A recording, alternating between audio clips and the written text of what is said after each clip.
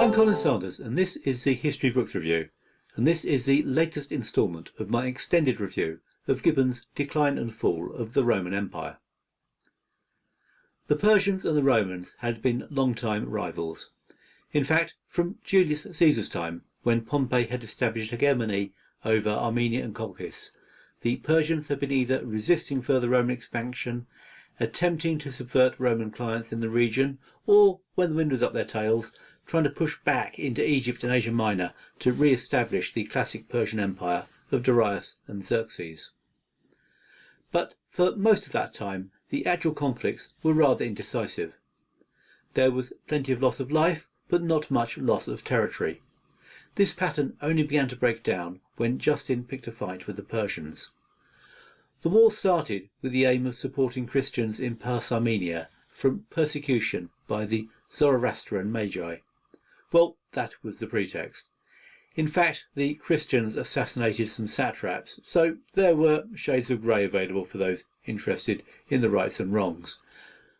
The whole thing was quite likely got up by the Romans anyway. Justin was more strongly motivated by getting out of a treaty that included large annual payments to the great king. The balance of power had also been upset by the Abyssinians, allies of the Byzantines, being driven out of the Yemen. An alliance with the Turks opened up the prospect of forcing a war on two fronts on the Persians. It might even be three fronts if the Abyssinians could be brought in. The Persians were still led by Khosrow I, whose long and wise reign had earned him the title of Nushirvan. This means immortal soul, and as he was in his late 70s, this was apt.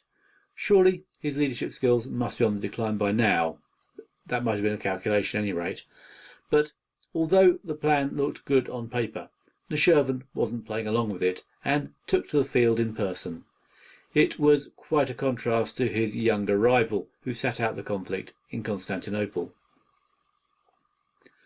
The Persians were initially successful in pushing the Romans back. They raided Syria, burning cities and carrying off loot. Nushirvan personally captured Dara and penetrated deep into Asia Minor before being defeated in a large set-piece battle. Nushirvan himself only escaped with his life by crossing a river on the back of a swimming elephant. He died of natural causes shortly afterwards. He had been a worthy adversary of Justinian, and it's a shame he went out on a bit of a low. He was succeeded by his son Hormuz, who had big shoes to fill and who failed to fill them. He started his reign with a massacre of potential opponents. He was obviously rather insecure, as he affected to wear a tiara every day. The new king was, however, active and up for a fight. He was ready to get out in the field in front of his troops. When Maurice took over in Constantinople, the balance changed and he drove the Persians back. The Persians were then attacked by the Turks, who somehow managed to get their army allowed into Persian territory by subterfuge. This sudden turnaround in the situation led to the Persian regime collapsing, and in the ensuing chaos it looked possible that the empire would collapse with it.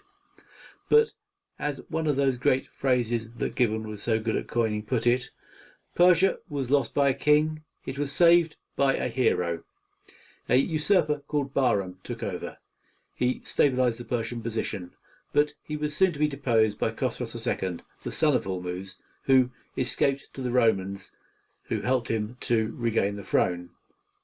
This meant that the Romans had in fact achieved to a large degree their original war aim and neutralised the Persian threat. They hadn't done it quite as planned and not quite as decisively as they might have liked, but whatever, they could now turn to their other problem. We'll have a look at that in the next episode. In the meantime, thanks for listening.